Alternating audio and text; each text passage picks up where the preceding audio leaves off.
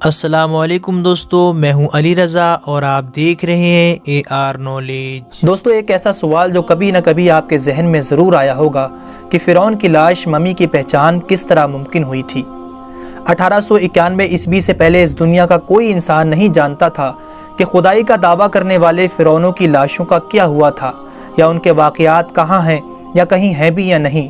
الہامی کتابوں تورات، بائبل اور قرآن پاک میں اس واقعے کا ذکر تفصیل سے ملتا تھا کہ حضرت موسیٰ علیہ السلام اور بنی اسرائیل قوم کا پیچھا کرتا ہوا فرعون پانی میں غرق ہو کر اپنی فوج کے ساتھ مر گیا تھا، جبکہ حضرت موسیٰ علیہ السلام اور ان کی قوم کو پانی نے اللہ کے حکم سے گزرنے کا راستہ دے دیا تھا۔ اس کے بعد اس کا کیا ہوا تھا، اس بارے میں بائبل اور تورات خاموش ہیں، لیکن قرآن پاک میں اس کے انجام کے بارے میں ایک ایسی عجیب بات کہی گئی تھی جس کو کسی کی سمجھ نہیں تھی۔ پس ہم تیرے بدن کو سمندر سے نکال کر محفوظ کر لیں گے تاکہ تو بعد میں آنے والوں کے لیے عبرت بن جائے۔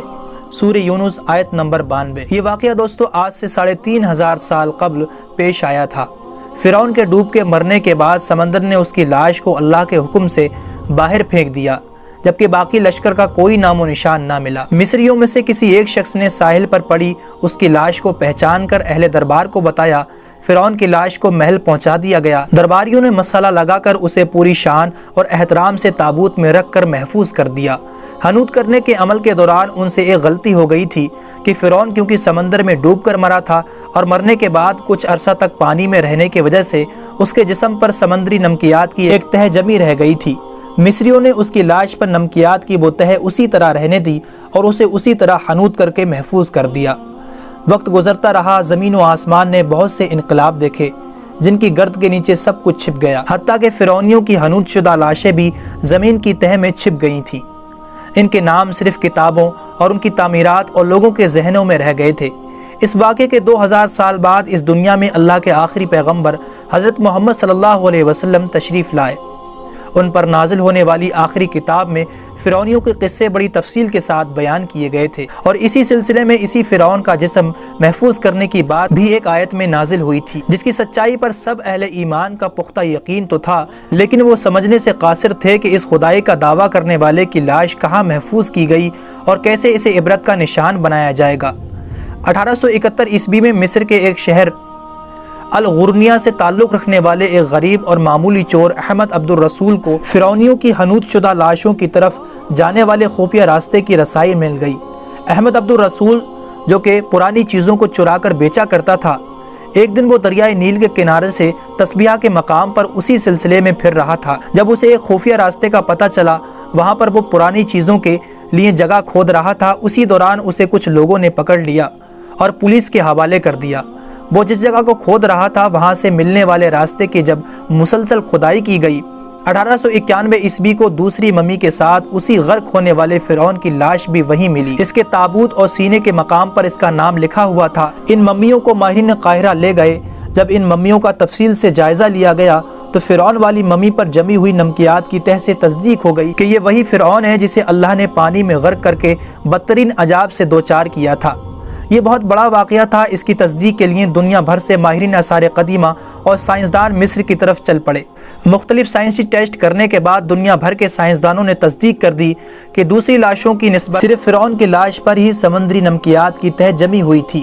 اس تصدیق کے بعد اسے فرعون کی لاش قرار دے کر عجائب گھر میں محفوظ کر دیا گیا۔ 1982 میں فرعون کی لاش جب خراب ہونے لگی تو اس وقت کی مصری حکومت نے فرانس کی حکومت کو درخواست کی کہ فرعون کی ممی کو خراب ہونے سے بچایا جائے، نیز جدید سائنسی ذرائع کے ذریعے اس کی موت کی وجہ بھی معلوم کی جائے۔